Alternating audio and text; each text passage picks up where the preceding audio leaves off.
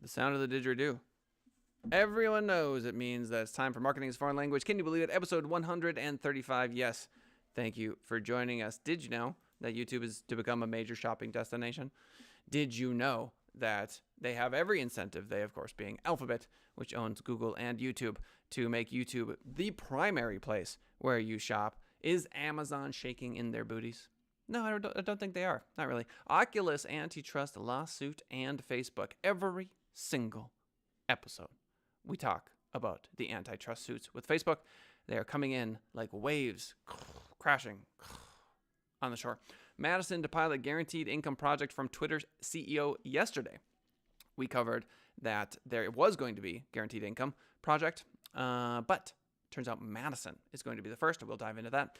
Independent news, extreme growth on YouTube. Turns out that the MSNBCs, the NBCs, the CNNs, the Fox Newses of the world are getting beat up by independent news organizations. You could argue that this is an independent news organization.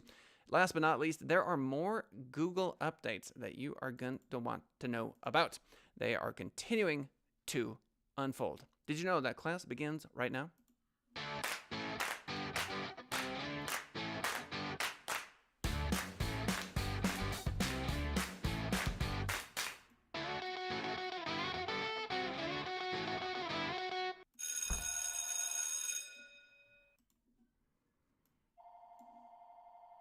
Oh my goodness.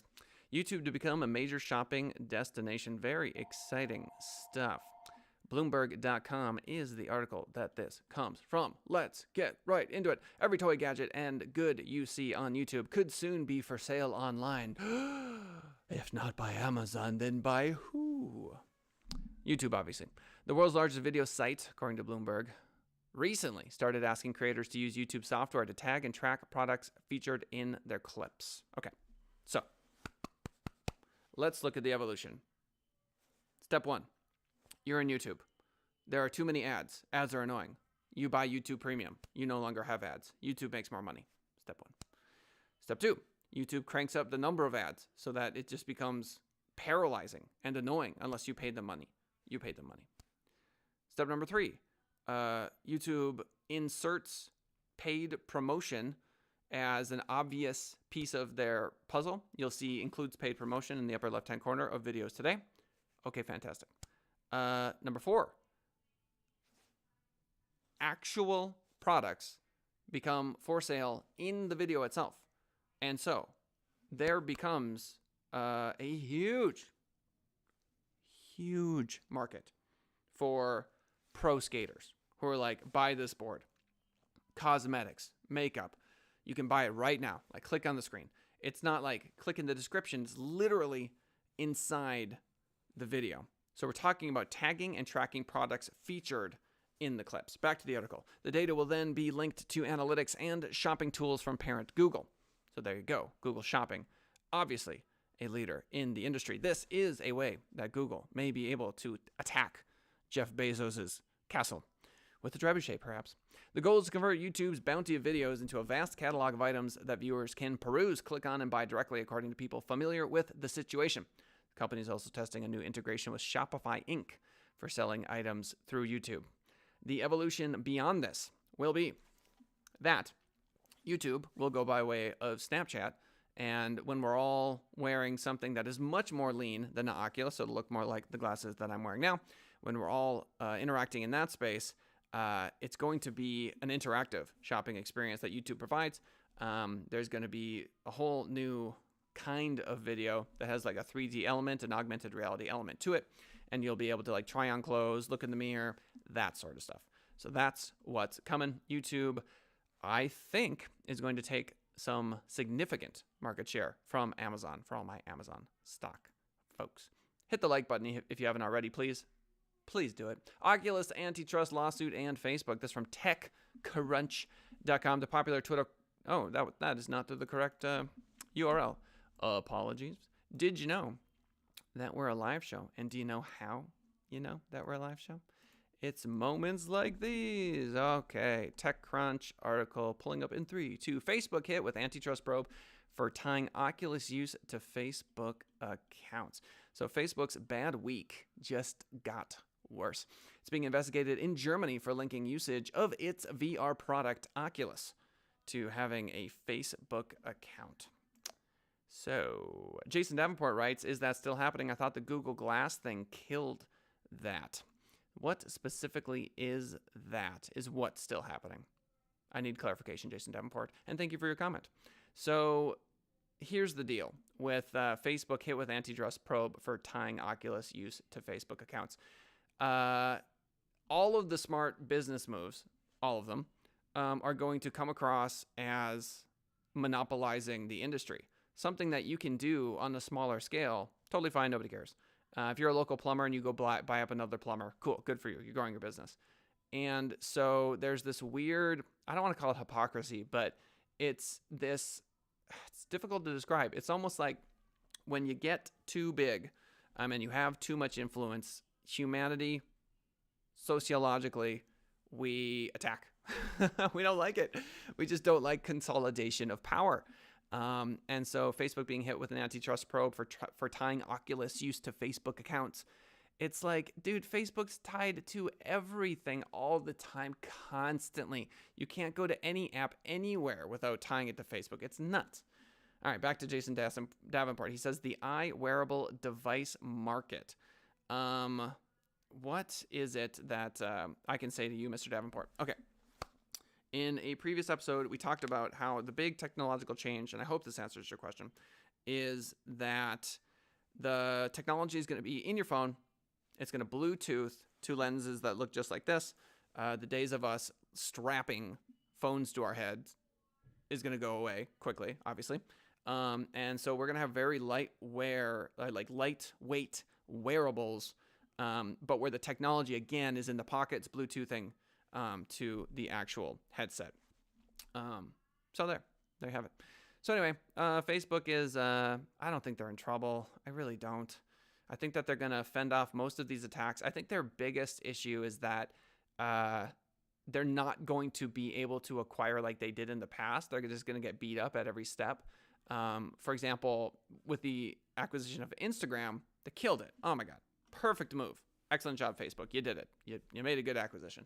But Snapchat, TikTok, the younger generation, it's going to be tricky for them. So they're not going away anytime soon, obviously. But the lawsuits are going to keep coming.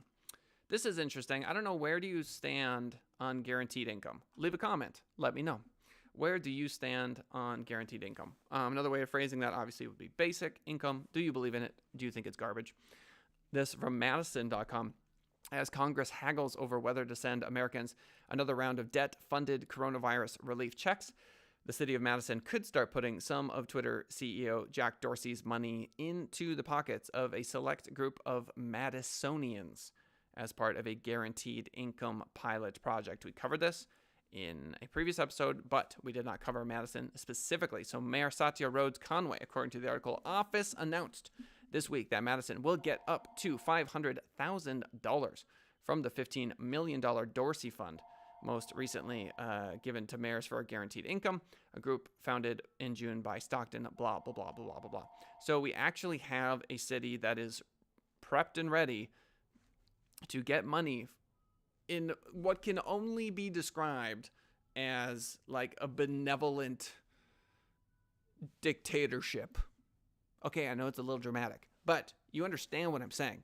You've got the Jack Dorseys of the world who, I mean, God bless him, wakes up, he does his best, just like everybody else. Dude's trying his best. He has to testify in front of the Congress. That is not an easy job. He is also very financially free. And I think at that point in life, there's a burden. There's a responsibility to try to affect culture in a way that you see as positive. Okay, great. So he forks over $15 million to a local city, just like a government would. It's crazy. It's crazy. Why is private enterprise stepping in? And the reason, I would argue, is cause marketing. And I talked about this 5 or 6 years ago. I've been talking about this for a long time, that we're going to see this big transition where private enterprise is going to take on more of those government functions because it's good for them. If Twitter Jack Dorsey, Zuckerberg, Bezos starts acting like the government and doing things like handing out money, people are more prone to use their services and do exactly what I'm doing now, which is talk about it. That's what you need. People like me talking about it. So there you go. It's cause marketing. So if you want to be cynical, you can say, well, they're just doing it for the PR. But the reality is people are getting money that they otherwise wouldn't have, which is good. And the marketing is also good. Could it be a win-win? Could it be a win-win? Could we see capitalism grow in such a way that cause marketing is a cultural requirement, where the larger you get, people get really granular about who you are as a company when they use their service? It's possible that we're moving in that direction. Reviews have never been more important. Back in the Yellow Pages days, you didn't know. You didn't know if AAA Locksmith was any good or if they were going to rip you off. You were working off referrals. And referrals, obviously, are all online. You see all of the reviews. You can just boom, boom, boom, boom. You can get 26 referrals instead of maybe one from that one person who worked with them, 6 months ago. Do you see what I'm saying? So we already have seen an evolution in terms of culture and the way we approach business and the necessity for the businesses to do good work, because if they don't, they get absolutely obliterated. And so for the largest companies among us, in closing, will we see a cultural shift wherein they begin to take on what was traditionally considered government work? Leave a comment. What do you think? Do you think Dorsey should be playing this role? Is it overreaching his role? Is it the right call? Independent news, extreme growth on YouTube. Moving on. Whew, catch my breath. Americans are as likely to often turn to independent channels as they are to establish news organization channels. Videos from independent news producers are more likely to cover subjects negatively, discuss conspiracy theories, etc. So this from journalism.org. About a quarter of U.S. adults get news from YouTube. A quarter. That's up from 0%. When was YouTube founded? That many years ago. And YouTube is an important way, back to the article, to get news for most who get news there. So most Americans use YouTube, the massive Google-owned video sharing website where users can find and watch content on almost anything. Okay. But before we get into that, I want to get to Jason Davenport's comment. He writes, I think it's a more direct thing for how they control government currently. I think it's a more direct thing for how they control government currently. I need your help, Jason. I need your help. I don't know what you mean. What do you mean by that? I think it's a more direct thing for how they control. Are you saying that, are you for Dorsey and what he's doing by just giving this $15 million out to do a basic income experiment? Do you think that's wise? Or do you think the government should be doing it? I don't fully understand your take on it. So we'll wait for Jason's response. The lobby for policy they want. So I think it's a more direct thing for how they control government currently. The lobby for policy they want. Now they just do the policy directly. Oh, okay. I think I understand a bit better. So you could, as Jack Dorsey, and tell me if I'm wrong, Jason, in summarizing your thoughts. So you could lobby the government to do these things like basic income, right? Exactly. They lobby, right? Or you could just do it. And so I guess this is kind of the argument I'm making, which is these entities obviously are lobbying, and that's a tradition in the United States for large companies to lobby. I don't think that's going away anytime soon. My argument is that, are they now just bypassing the government completely and reaping a benefit, which is people are perceiving them better. They're getting more advertising out of it. It's good PR.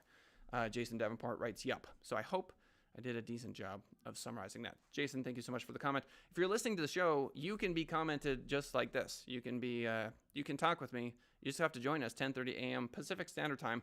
I'm right here, looking to chat with you. If I don't hear from you, we go over the articles. So YouTube, back to the article. also has become an important source of news for many Americans. About quarter of all U.S. adults, 26%, say they get news on YouTube. So while relatively few of these people say it's their primary news source, most say it is an important way they stay informed. So the game's changed. Fox News, MSNBC, CNN, these sorts of folks. It's tough. They're just they're big fish in a pond that every day has 500 new fish in it. It's just tough. I mean, how are you supposed to fight against that wave?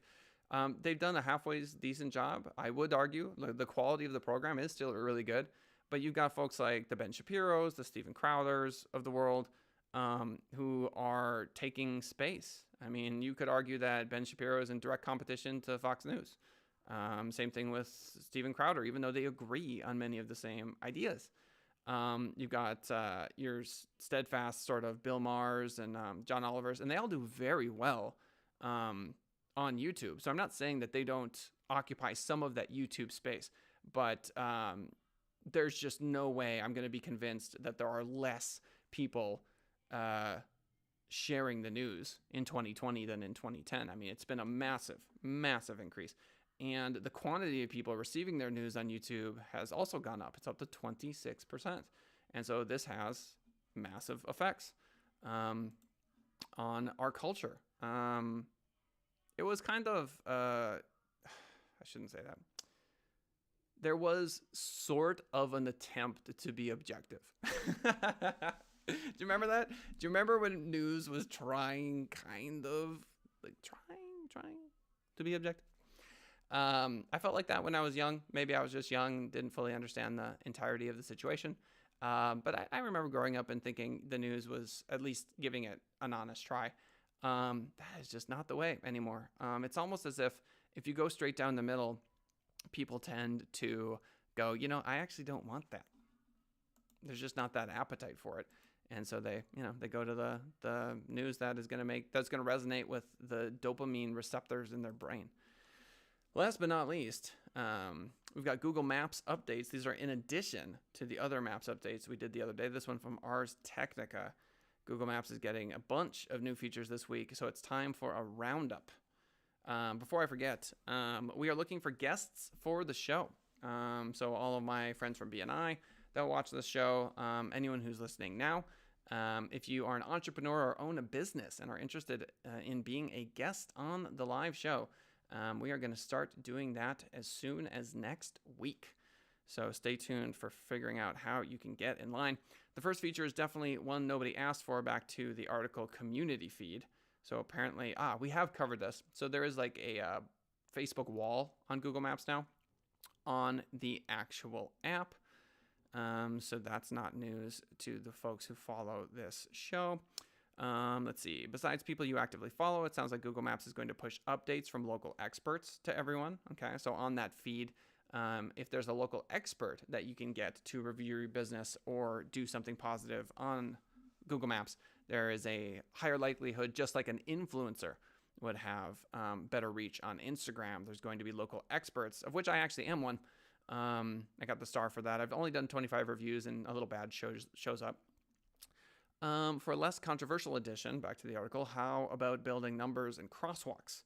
Android Police has spotted even more detail being added to certain cities in Google Maps. If you zoom all the way in on places like New York City, you'll see striped crosswalk paint in some roads and tiny little building numbers letting you know where the exact address is.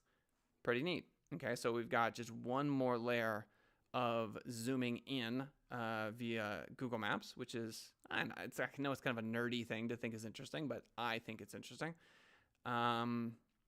Other recent details include traffic lights. Okay, that's cool. You've got to wonder just how good Google Maps is going to get before we completely reach automation with driving. I trust Google Maps implicitly now. I've made the mistake where I'm like, I'm going to go the other way. Google Maps doesn't know. It obviously has infinite more information than my brain can possibly even comprehend in regards to the speed, traffic lights, distance, average time, the whole song and dance. Google Maps knows. So anyway, show me those automated cars. So back to the article. Google says your pinned destinations will show live traffic info. Okay. And accurate ETAs, so estimated times of arrival, right from the Go tab, which sounds handy. Okay. I don't understand that. Google says your pinned destinations will show live traffic info. Okay. I mean, I feel like I already have live traffic info. Perhaps I'm missing something. You can also pin public transit routes, which will show departure and arrival times. So what they mean by pinned is just from here to there. So Google says that your from here to there will show live traffic info. I feel like it already does. Maybe it wasn't live before. So let's see if there's any more before we call this a day. Okay, final feature. The feature requires AR Core compatible phone, 3D sensing augmented reality framework. What? Okay, so Google's ground level street view feature is getting another form of imagery that's easier to record without special equipment.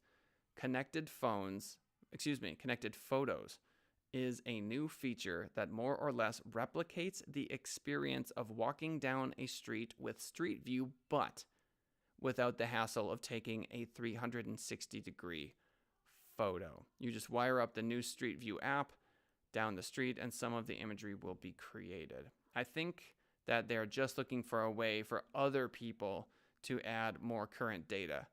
Dude, this entire planet is just buzzing with intelligence. Incredible.